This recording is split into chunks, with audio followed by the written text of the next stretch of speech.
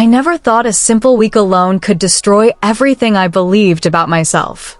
But when my husband left for that business trip, and I found myself staring into eyes that were so familiar yet so forbidden, I discovered that the heart doesn't follow the rules we think we've set for it. And sometimes, the most dangerous temptation walks through your front door calling you Mom. If you've ever felt your entire world shift because of feelings that came out of nowhere, you need to hear this. What I'm about to share, I've never told another soul. So hit subscribe for Tales of Lust, because this story will change how you think about love, loyalty, and the choices that define us. When I arrived home that July evening, golden light was streaming through our kitchen windows, and I expected nothing more than a quiet week alone. My husband Mark had left for Chicago that morning, another routine business trip. But as I pulled into the driveway, there he was. Jake. My 20-year-old stepson, home from college, and in that late afternoon light, he looked so much like his father it literally took my breath away. "Hey, Mom," he called out, jogging over with that easy smile. "I made dinner. Hope that's okay." Just like that. Such simple thoughtfulness from someone who didn't owe me anything. He'd been calling me Mom since the wedding 3 years ago, and it always made something warm spread through my chest. The next few days fell into this rhythm I never expected.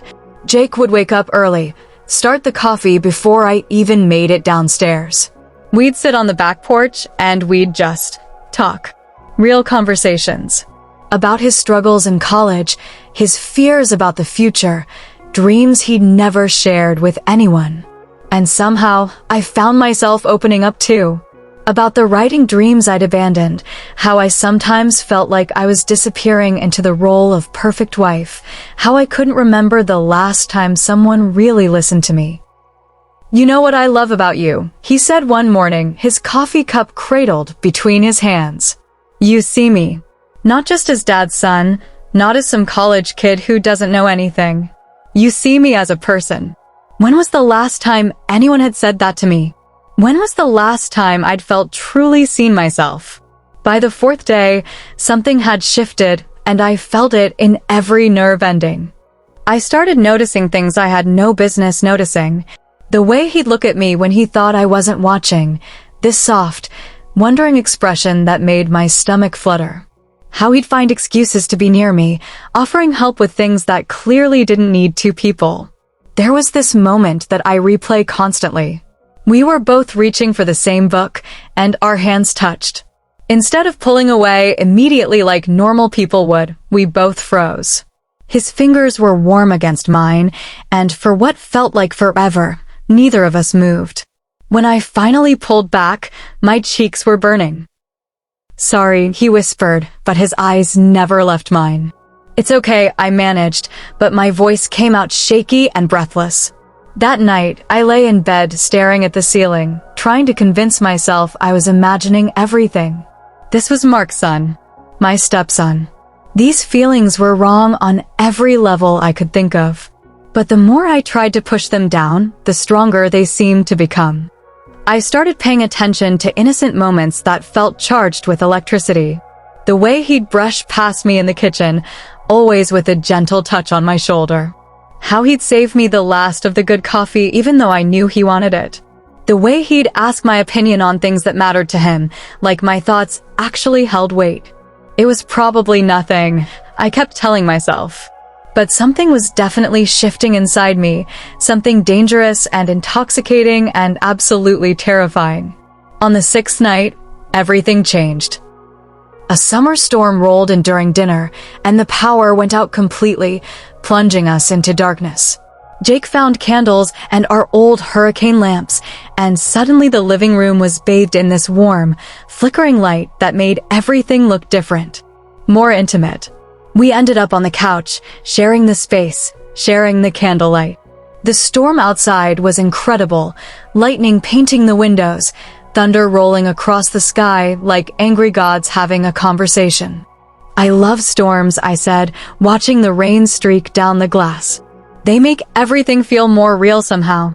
"More honest," he agreed, and when I looked over, he was watching me instead of the storm.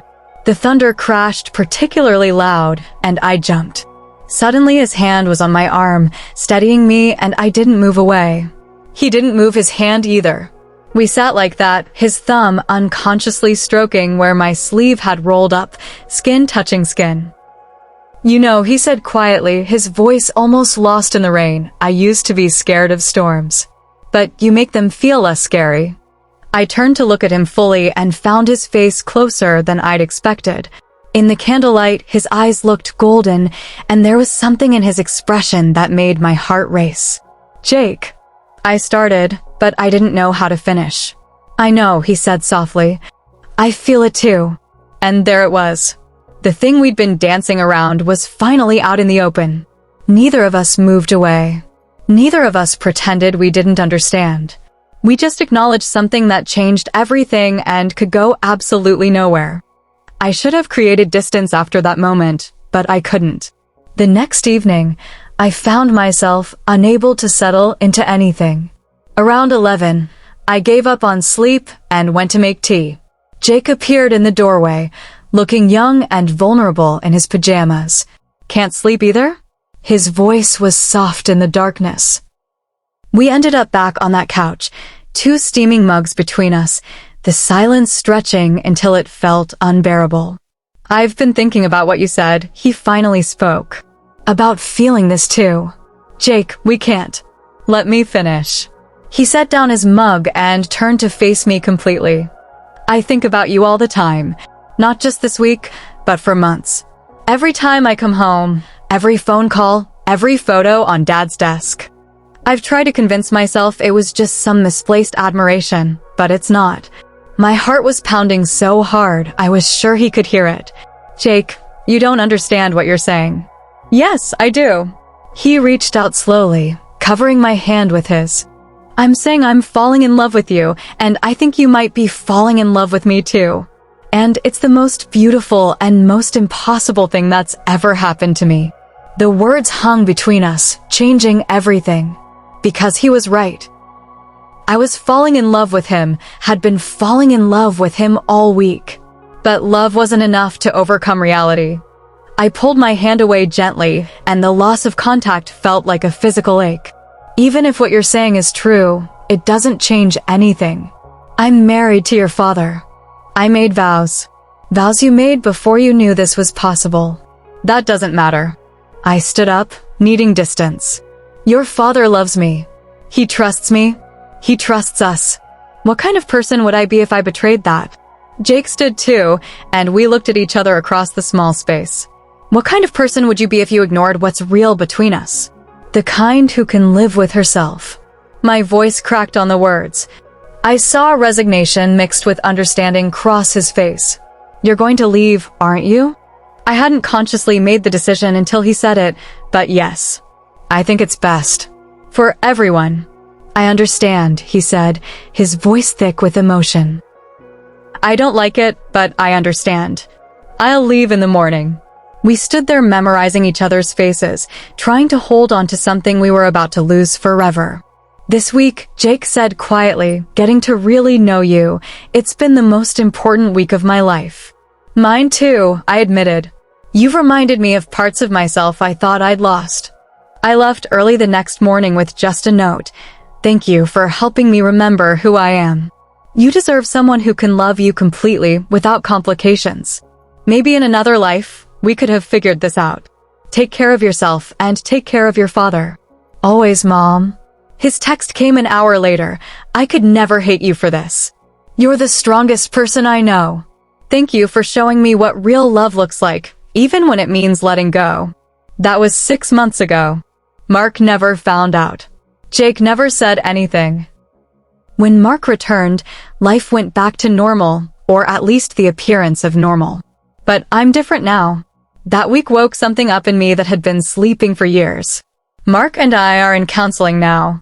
I didn't tell him about Jake, but I told him about feeling invisible, about needing more connection. We're trying to rebuild something real. As for Jake, when he comes home for holidays, there's a boundary there now that wasn't there before. We both know what we chose and why, and there's peace in that knowledge. Sometimes I wonder what would have happened if I'd stayed, if I'd been brave enough to pursue what was growing between us. But mostly, I think we made the right choice. Love isn't always about having what you want. Sometimes it's about wanting what's best for the people you love, even when that doesn't include you. I learned something that week. It's possible to love someone completely and still walk away. It's possible to make the right choice even when it breaks your heart. And sometimes the most profound love stories are the ones that end with goodbye.